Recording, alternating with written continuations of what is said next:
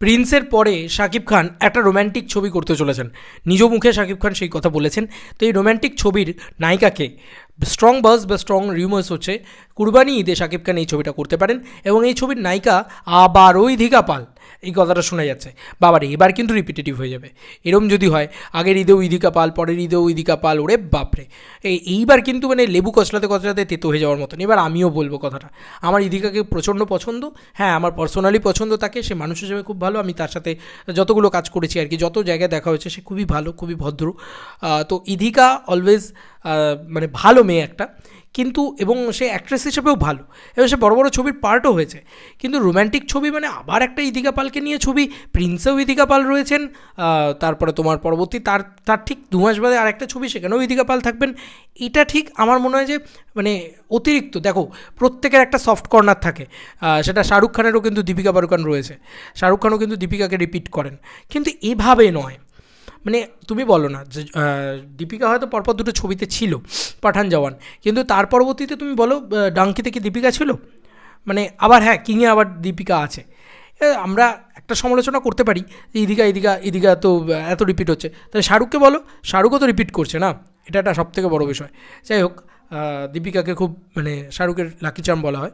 আচ্ছা, এই স্টেটমেন্টটা শাকিব খান দিয়েছেন, আমি স্টেটমেন্টটা পড়ি আগে। সোলজারের পর প্রিন্স করব, তারপর একটি পিওর রোম্যান্টিক সিনেমা দর্শক দেখতে পাবে, মেগাস্টার শাকিব খান। তিনি কিন্তু এই কথাটা বলেছেন। আচ্ছা, একটা কথা একজন বলছিলেন, সেটাতে আমি দ্বিমত পোষণ করি না। সোলজার রিলিজ কিন্তু জানুয়ারি মাসের ফার্স্ট উইকে হতে পারে, মানে হ্যাপি নিউ ইয়ারের টাইমে সোলজার রিলিজ হতে পারে। দেখা যাক কী হয়, কারণ এখানে কিন্তু সোলজারের পরে প্রিন্স করব কথাটা লেখা রয়েছে, সেক্ষেত্রে সোলজার শুটিংয়ের পরে প্রিন্স করবো এই কথাটা বলা হয়েছে। রিলিজ ডেটের কিন্তু কোনো রকম কোনো আশ্বাস দেওয়া হয়নি, তবে প্রিন্স কিন্তু ঈদ উল ফিতরেই আসবে, ও তো ওর নিজের ডেট লক করে ফেলেছে। এবার কুরবানি ঈদে কিন্তু শাকিব খান এখন অবধি কাউকে মানে সাইন করেনি, এখন অবধি কোনো সিনেমা, সেই সিনেমার নামও জানা যায়নি, কিছুই জানা যায়নি, সে সাইনও করেনি। এবার খান এস্কের পক্ষ থেকে এই খবরটা বেরিয়েছে আর কি, মানে তিনি আর কি শেয়ার করেছেন।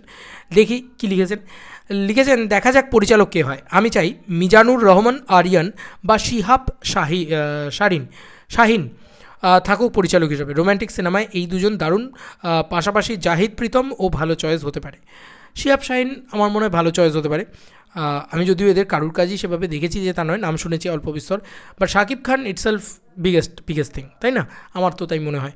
তো যাই হোক, এই ছিল, এটা একটা দারুণ খবর অ্যাকচুয়ালিতে, যে শাকিব খান কিন্তু রোম্যান্টিক ছবি করছেন আবারও।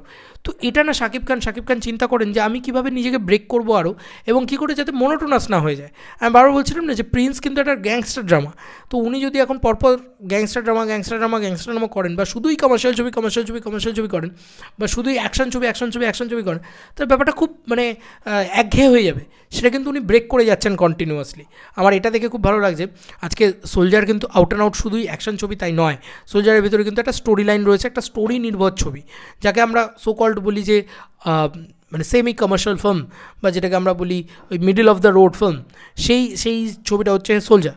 এবং তার পরবর্তীতে যখন প্রিন্স আসছে আউট অ্যান্ড আউট কমার্শিয়াল ছবি হলে, পরের ছবিটা কিন্তু আবার প্রিয়তমা। দেখো, প্রিয়তমাও কমার্শিয়াল ছবি, তো প্রিয়তমা কিন্তু আদ্যপন্ত একটা মানে রোম্যান্টিক ছবি। এবার দেখো, সাইয়ারাও কমার্শিয়াল ছবি, ওয়ার 2ও কমার্শিয়াল ছবি। তো সাইয়ারার কিন্তু রোম্যান্টিক ছবি, মানে জনারটা রোম্যান্টিক ছবি, এবং ওয়ার 2 জনারটা হচ্ছে স্পাই থ্রিলার। তো এই হচ্ছে ব্যাপার। এই ধরনের বিভিন্ন জনারের শাকিব খান কী বলবো জাম্প করে বেড়াচ্ছেন। দেখা যাক যে এই পরবর্তী রোম্যান্টিক ছবিটা কোন ডিরেক্টর ডিরেক্ট করেন এবং কীরকম সেই সিনেমাটা হয়, কারণ শাকিব খানকে ভালো ডিরেক্টরদের সাথে আমরা সব সময়ই চাই। রায়হান রাফির সাথে যখন শাকিব খান প্রথমবার এসেছিল, প্রচণ্ড আলোড়ন তৈরি হয়েছিল, প্রচণ্ড একটা ক্রেজ তৈরি করেছিল। এবার দেখো, একটা আরবান ডিরেক্টরের সাথে কমপ্লিটলি একটা রোম্যান্টিক ছবি করলে সেখানেও কিন্তু একটা হিউজ আলোড়ন তৈরি করবে বলে আমার ধারণা। এবং রোম্যান্টিক ছবিতে আমি চাই শাকিব খান ভালো অভিনয় করেন রোম্যান্টিক ছবিতে। এবং সত্যি যেভাবে এই মানে বলিউড যেভাবে চিনবে আর কি শাকিব খানকে, এই তো মানে প্রিন্স টিম খেলতেছে বলে অলরেডি যে পোস্ট করা হয়েছে, যেভাবে তারা এগোচ্ছে, মানে গোটা ভারতবর্ষ রীতিমতো তাণ্ডব চালানোর মতন বিষয় আর কি শাকিব খানের। চলো বন্ধুরা, নতুন কোনো ভিডিওতে দেখা হবে, বাই।